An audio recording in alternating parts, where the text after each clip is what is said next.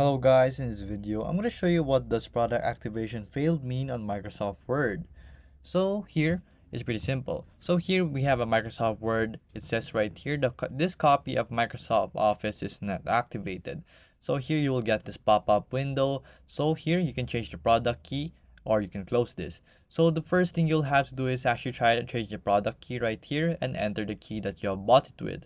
So if you don't have a key, of course, the solution to that is buying Microsoft 365 or using the monthly subscription that it comes with. So here you can do monthly, so you can buy now right here, or you can continue with a monthly plan. So the only solution to this is having an activation key.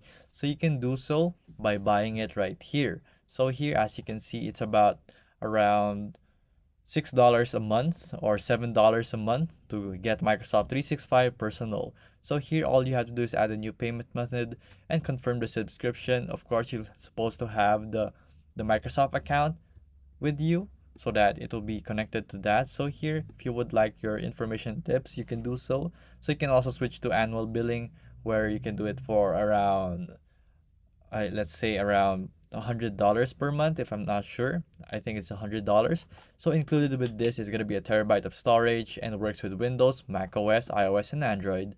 So you also have Microsoft Defender, Advanced Security for your data and devices. So you also have your premium Office apps. So this only comes here in the Microsoft 365 and you can purchase it right here.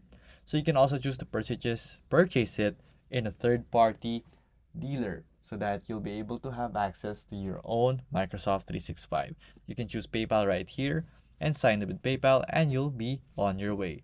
So there you go guys, that is how you fix product activation in your Microsoft Word. If this video was helpful, please hit the like button and don't forget to subscribe.